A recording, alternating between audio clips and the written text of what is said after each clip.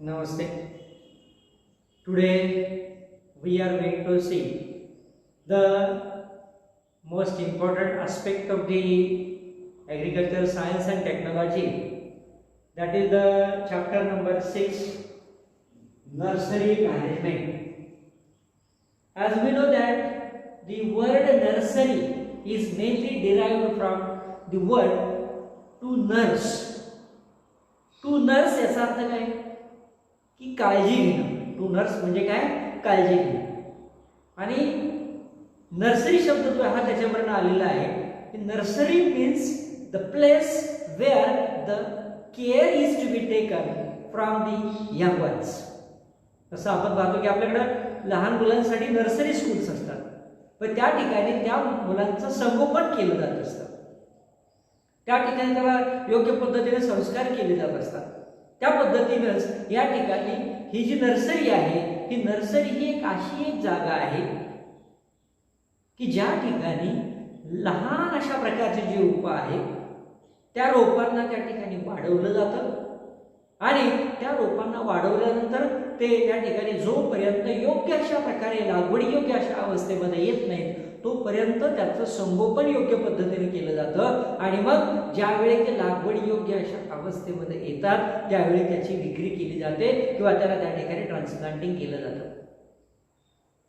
आणि म्हणून अशा लहान रोपांचं संगोपन करण्याची जी जागा आहे त्या जागेला या ठिकाणी काय म्हटलं जातं, नर्सरी असं म्हटलं जातं. आणि म्हणून मूळता मी तुम्हाला सांगितलं, मूळता शब्द काय आहे, नर्स हा शब्द आहे. की जी नर्स आपण पाहतो दवाखान्यामध्ये असते, that is taking care of the patients, पेशंटची काळजी घेणारी असते. आणि म्हणून अशा पद्धतीची ही जी नर्सरी आहे या नर्सरीचं मॅनेजमेंट करायचं. आता मॅनेजमेंट करायचं म्हणजे काय करायचं, तर व्यवस्थापन करायचं. कशाच्या बाबतीमध्ये व्यवस्थापन करायचं, तर जी काही महत्वाची आवश्यक अशा प्रकारचे जे प्लांटिंग मटेरियल आहे ते तयार करायचं आणि ते तयार केल्यानंतर त्याला योग्य पद्धतीने वाढवायचं आणि त्याची योग्य पद्धतीने विक्री करायची. That is the management. हा कशाचा भाग आला, आवश्यक अशा प्रकारची रोपं तयार करणं, त्याचं योग्य प्रकारे काळजी घेणं आणि त्याची योग्य पद्धतीने विक्री करणं, योग्य वेळी विक्री करणं, हा मॅनेजमेंटचा भाग आला.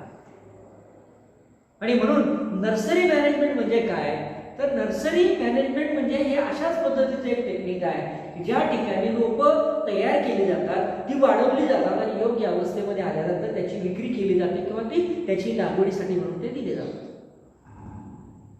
मग पहिल्यांदा आपल्याला या ठिकाणी पाहायचं आहे की what is mean by nursery. Nursery म्हणजे काय, nursery is a place where the young seedlings are propagated. ज्या ठिकाणी काय आहे की नवीन अशा प्रकारची जी रोपं आहेत ही रोपं तयार केली जातात. प्रोपोगेट याचा अर्थ काय करणे, to prepare the new seedlings. Propagate याचा अर्थ काय, नवीन अशा प्रकारची रोपं तयार करणे. आणि नुसती रोपं तयार करणं इथपर्यंत त्याचं काम राहत नाही, त्याच्या पुढे काय असतं, propagated and grown to a desired size. Grown to a desired size म्हणजे काय, तर योग्य अशा प्रकारची साईज. म्हणजे याच्यामध्ये दोन महत्त्वाचे भाग आहेत पहा, प्रोपोगेशन आणि ग्रोइंग. प्रोपोगेशन आणि ग्रोइंग म्हणजे नवीन अशा प्रकारची रोपं, लहान लहान अशा प्रकारची रोपं तयार करणं, दॅट इज द प्रोपोगेशन. आणि दुसरा भाग याच्यामध्ये आहे grown to the desired size.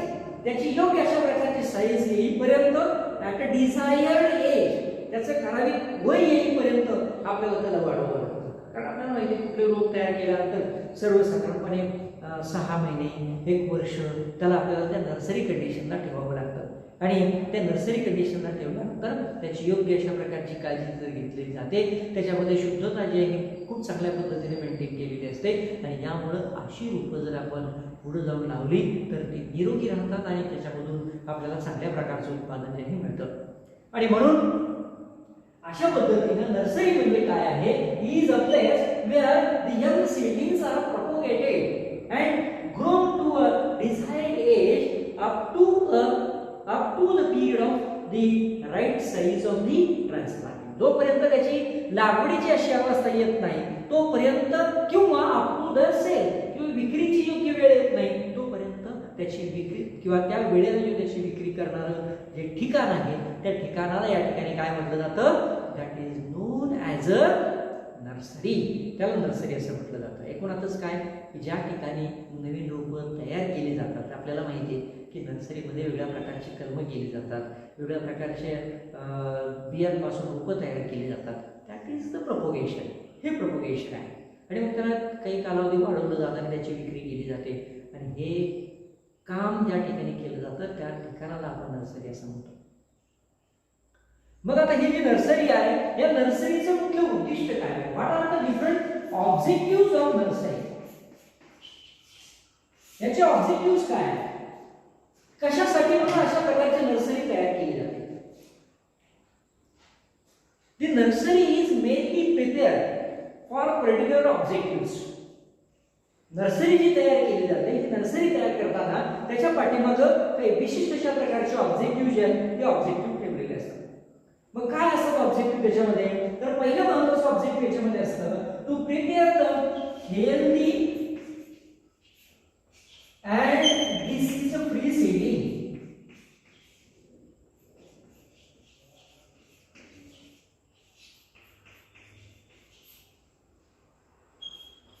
पहिलं महत्त्वाचं उद्दिष्ट काय आहे? To prepare the healthy and disease free seeding. That disease free seedling and healthy seedling is the most important input in the agriculture, mainly to cultivate the different types of the fruit crop and the vegetable crops. फळं आणि भाजीपाला याच्या बाबतीमध्ये जी रोपं आहेत ती निरोगी असणं, ती रोगप्रतिकारक क्षमता त्याच्यामध्ये चांगली असणं हे अतिशय नितांत गरजेचं असतं. One disease or one plant, those are infected with the disease, can fully spoil the whole lot of the seedling. एक रोप जर त्या ठिकाणी खराब असेल तर ते पूर्ण लॉटला त्या ठिकाणी ते खराब करू शकतं. आणि म्हणून नर्सरीमध्ये जी काही आपण या ठिकाणी रोपं तयार करणार असू ते तयार करताना किंवा जी रोपं तयार केली जातात ती करताना त्यामध्ये महत्त्वाचं उद्देश असतं की यामध्ये जी काही रोपं आपण तयार करतो आहोत ही रोपं कशी असायला पाहिजे, ती हेल्दी असायला पाहिजेत आणि डिसीज फ्री अशा प्रकारचे असायला पाहिजे. then we can achieve the total higher production of the crop. पिकाचं जास्त उत्पादन जे आहे उत्पादन आपल्याला त्यानंतर या ठिकाणी साध्य करता येऊ शकतं. आणि म्हणून पहिलं उद्दिष्ट आहे to prepare the healthy and disease free seeding. निरोगी आणि अतिशय रोगमुक्त अशा प्रकारची रोपं तयार करणं हे पहिलं महत्त्वाचं उद्दिष्ट त्यामध्ये आहे. दुसरं महत्त्वाचं उद्दिष्ट आहे टू प्रोड्यूस द किंवा त्याला आपण म्हणतो large scale production.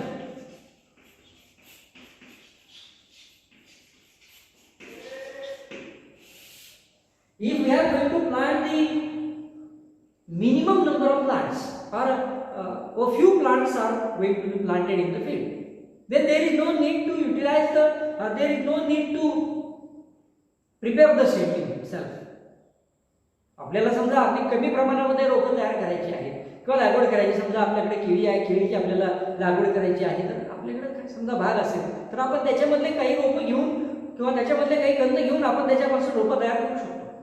But if we are going to plant more area, जास्त एरियावरती आपल्याला जर त्याची लागवड करायची असेल तर मात्र आपल्याला अगदी आपल्या शेतात मिळालेल्या प्लांटिंग मटेरियलच्या माध्यमातून रोपं तयार करणं अवघड जातं. There is a great need to have the place that is a nursery. आणि म्हणून अशा प्रकारची मोठ्या प्रमाणावरती रोपं आपल्याला कुठे मिळू शकतात तर ते नर्सरीमध्ये मिळू शकतात. आणि म्हणून लार्ज स्केल प्रोडक्शन जे आहे हे लार्ज स्केल प्रोडक्शन आपल्याला केवळ आणि केवळ या नर्सरीमध्ये यशस्वी होऊ शकतं, इतरत्र ते होऊ शकत नाही. आणि म्हणून लार्ज स्केल प्रोडक्शन करण्यासाठी लार्ज स्केल प्रोडक्शन करणं हा महत्त्वाचा उद्देश या ठिकाणी या नर्सरी मॅनेजमेंटमध्ये ठेवला जातो किंवा या नर्सरीमध्ये ठेवला जातो. हे दुसरं महत्त्वाचं उद्दिष्ट आहे. Large scale production is possible in the nursery. नर्सरीमध्ये आपल्याला अशा प्रकारचं लार्ज स्केल प्रोडक्शन जे आहे ते लार्ज स्केल प्रोडक्शन या ठिकाणी शक्य होऊ शकतं. हा एक महत्त्वाचा असा उद्देश यामध्ये सांगितलं जातं.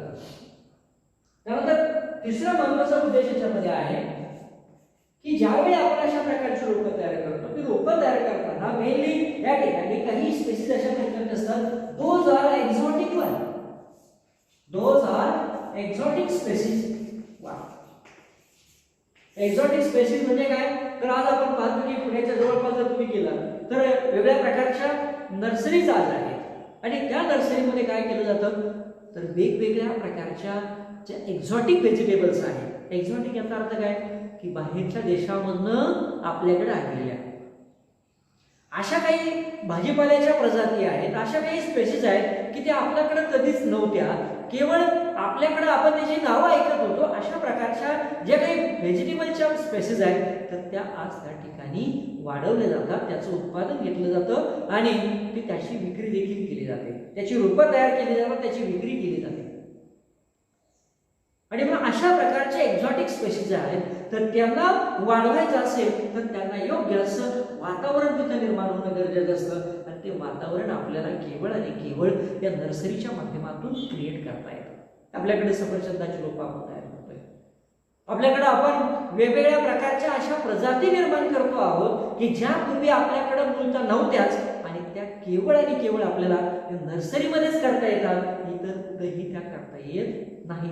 आणि म्हणून ज्या एक्झॉटिक स्पेसिस आहेत त्या एक्झॉटिक स्पेसिसला आपल्याला वाढवायचं आहे आणि त्या एक्झॉटिक स्पेसिसची क्वांटिटी आपल्याला वाढवायची आहे, त्याच्या रोपांची संख्या आपल्याला वाढवायची आहे, तर तिथं आपल्याला नर्सरी हा एक महत्त्वाचा पर्याय असतो. आणि म्हणून एक्झॉटिक स्पेसिस जे आहेत त्यांना वाढवण्यासाठी आपल्याला या वेगवेगळ्या अशा प्रकारच्या नर्सरीचाच या ठिकाणी उपयोग होतो. आणि म्हणून नर्सरीच्या बाबतीमध्ये जर आपण काही उद्दिष्ट पाहिली तर त्यामध्ये आपल्याला हे महत्त्वाचं उद्दिष्ट सांगता येईल, एक्झॉटिक स्पेसिस जे आहेत या वाढवायच्या असतील तर ते उपयोगाला येते. त्यानंतर यामध्ये पुढचा महत्त्वाचा उद्देश आपल्याला यामध्ये सांगता येईल की ज्या काही वेगळ्या प्रकारच्या रोपाची निर्मिती आपण करतो आहोत, ती रोपाची निर्मिती करत असताना विशेषतः आपण नर्सरीमध्ये जर रोपं तयार केली तर ती रोपं जी असतात ही रोपं आपण अगदी 1 वर्षापर्यंत वाढवतो. ती रोपं आपण 1 वर्षापर्यंत वाढवतो, तोपर्यंत त्याची आपण खूप चांगल्या प्रकारची काळजी घेतो.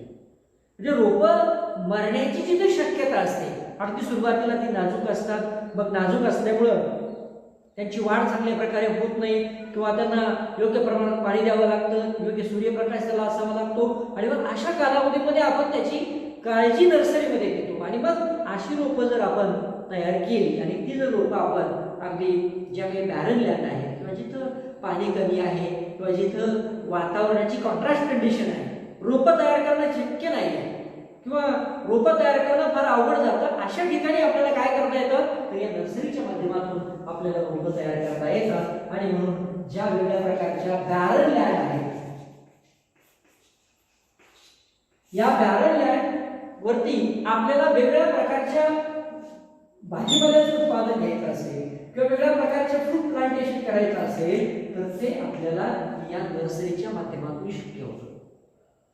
आणि म्हणून to manage the different types of the barren land or the wasteland for planting of the fruits and vegetables is possible only by means of the nursery. या नर्सरीच्या माध्यमातून आपल्याला हे शक्य होतं आणि आता हे आपल्याला या ठिकाणी शक्य होऊ शकत नाही. आणि म्हणून हा एक महत्त्वाचा उद्देश याच्यामध्ये आहे की बॅरन लँडचे ब्युटिफिकेशन असेल, वेस्ट लँडचे ब्युटिफिकेशन असेल किंवा वेस्ट लँड प्लांटिंग असेल तर तिथं आपल्याला या नर्सरी पासून बनवलेल्या झाडांचाच त्या ठिकाणी चांगल्या पद्धतीनं हा उपयोग होतो. आणि म्हणून त्या बाबतीमध्ये हा एक महत्त्वाचा उद्देश आपल्याला सांगता येईल. त्यानंतर अशा काही वनस्पती असतात की ज्या आपण लागवड केली समजा आणि लागवड केल्यानंतर आपण planting of the fruit orchard, some of the plants are died. याच्यातली काही रोपं आपली मरतात आणि मग काही रोपं जी आहे ही जागा रिकामी राहते. मग अशा ठिकाणी आपल्याला जर झाडं लावायची असतील तर तिथं आपल्याला नर्सरीचाच आधार घ्यावा लागतो. म्हणजे तिथं आपल्याला नवीन झाडं लावायची असतात आणि म्हणून अशी झाडं आपल्याला तयार करायची असतील तर आपल्याला या ठिकाणी या नर्सरीचाच उपयोग होतो.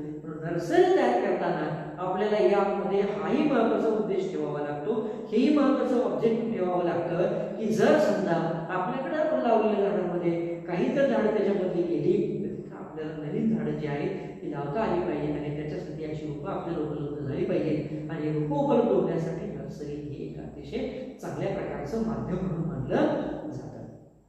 आणि म्हणून हाही एक महत्त्वाचा उद्देश याच्यामध्ये आहे की वेगळ्या प्रकारच्या ज्या काही रिप्लेसमेंट आहे, त्याला आपण काय म्हणतो, रिप्लेसमेंट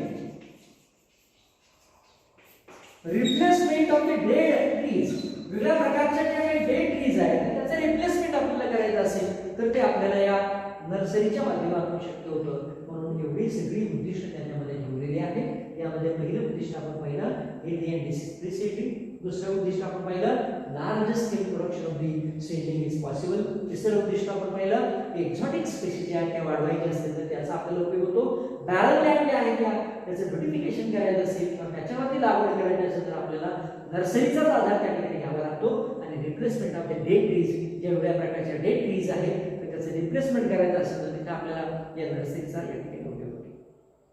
म्हणून नर्सरी जी आहे ती नर्सरी या दृष्टिकोनातून अतिशय उपयुक्त अशा प्रकारची मानली जाते किंवा एवढे सगळे उद्दिष्ट समोर ठेवून या ठिकाणी ही नर्सरी तयार केली आहे. आता ही नर्सरी जी आहे ही नर्सरी काय कामाची आहे, what is the importance of this nursery, या नर्सरीचं महत्त्व काय आहे.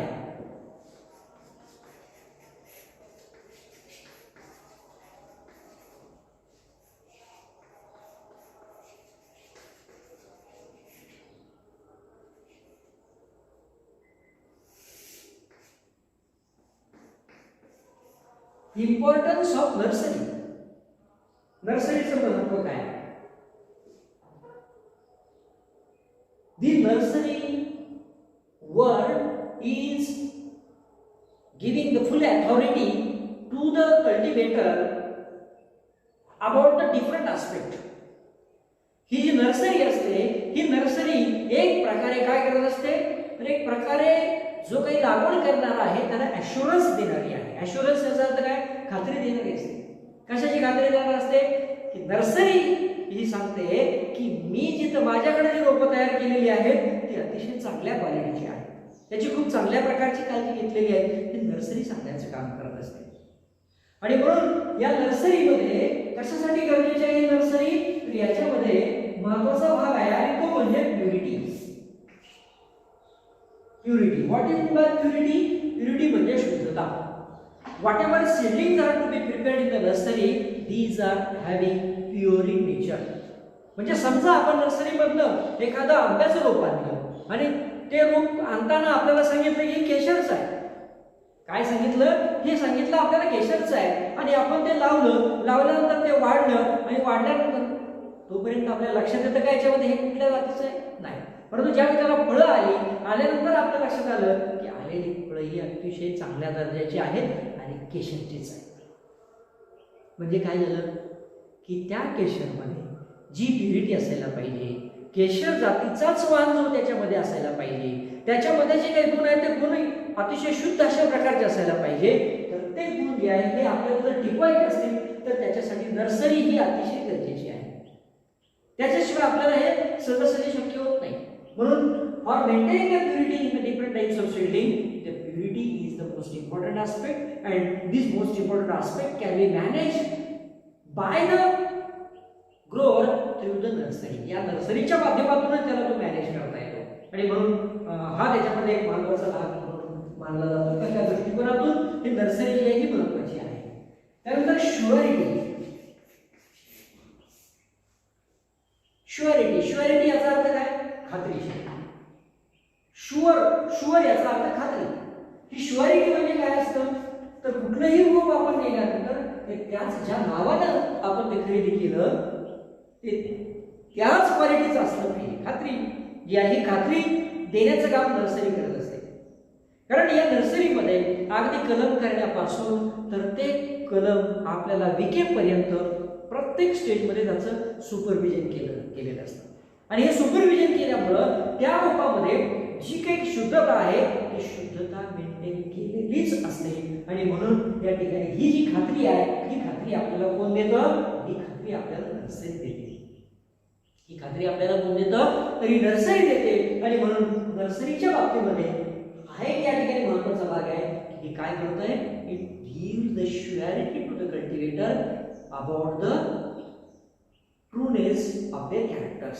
त्याच्यामध्ये जे काही गुणधर्म आहेत या गुणधर्माच्या बाबतीमध्ये खात्री देण्याचं काम कोण करतं किंवा त्याच्यामध्ये कुठल्याही प्रकारची अशुद्धी नाही हे सांगण्याचं काम कोण करतं, तरी नर्सरी करते. म्हणून नर्सरी जी आहे ती त्या दृष्टिकोनातून अतिशय महत्त्वाची म्हणून यामध्ये म्हणली जात असते. त्यानंतर तिसरा महत्त्वाचा भाग याच्यामध्ये आहे क्वालिटी.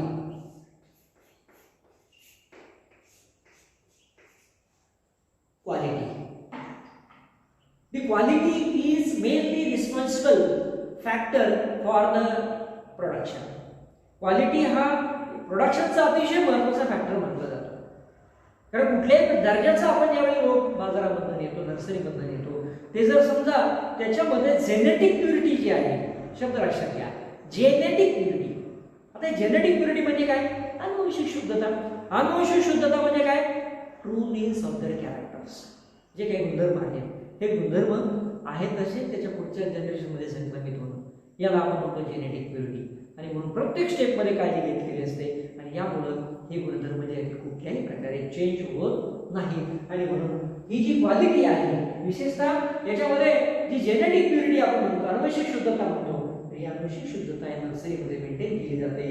आणि यामुळे नर्सरीमध्ये तयार केलेलं रोप जे आहे याच्यामध्ये निश्चितपणानं चांगली क्वालिटी जी आहे येत असते किंवा चांगल्या क्वालिटीचं रोप याच्यामध्ये तयार करता येऊ शकतं. आणि म्हणून नर्सरी ही त्या दृष्टिकोनातून सुद्धा उपयोगाची किंवा महत्त्वाची असते.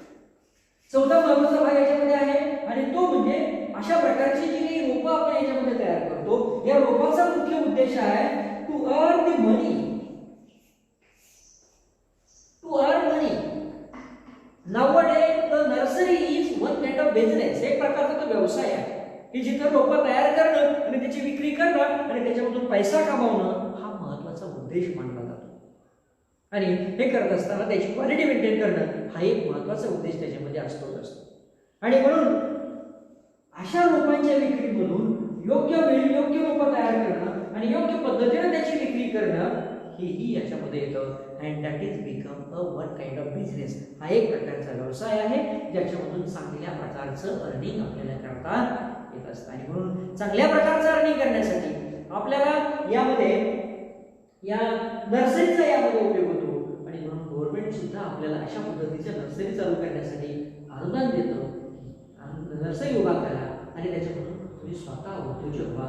त्यासाठी आपल्याला प्रवृत्त करण्याचे काम देखील शासन करते. आणि म्हणून नर्सरी जी आहे ही नर्सरी आर्थिक दृष्टिकोनातून सुद्धा आपल्याला फायदा देणारी असते. म्हणजे नर्सरीचा आपल्याला आर्थिक फायदा सुद्धा होत असतो. आणि म्हणून त्या बाबतीमध्ये सुद्धा नर्सरी जी आहे ही नर्सरी आपल्याला उपयोगाची असते. म्हणजे महत्त्व आहे. त्यानंतर इझी अवेलेबिलिटी.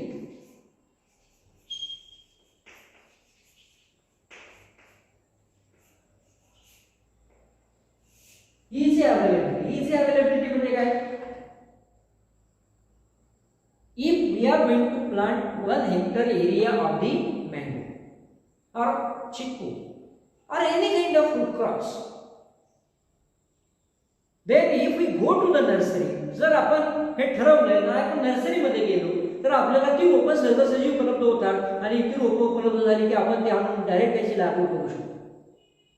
परंतु जर समजा नर्सरी नसेल तर अशा पद्धतीची रोपं आपल्याला सहजासहजी मिळणार नाही. आणि मग नर्सरी हे असं एक ठिकाण आहे की जिथे आपल्याला काय आहे, इझी अवेलेबिलिटी आहे.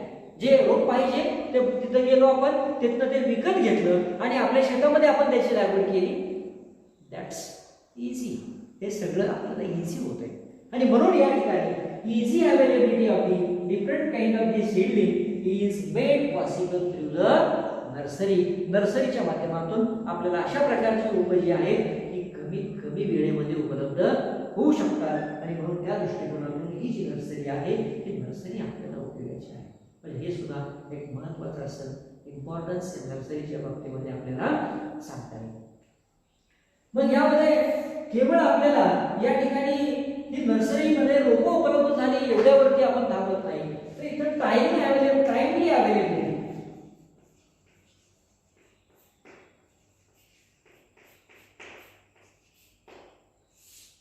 ही रोपं आपल्याला अगदी वेळेमध्ये उपलब्ध होतात.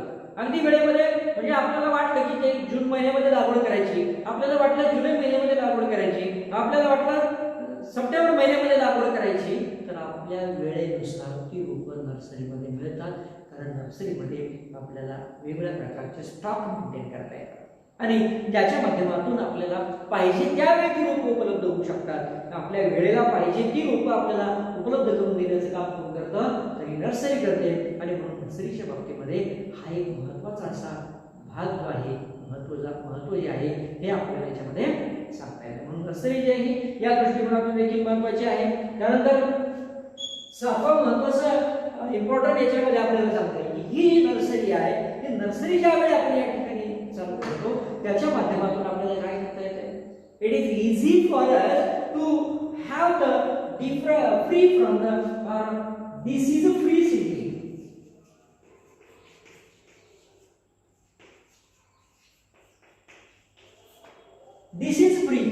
Disease free seedling and pest free seedling is made available or was made available through the such type of nursery.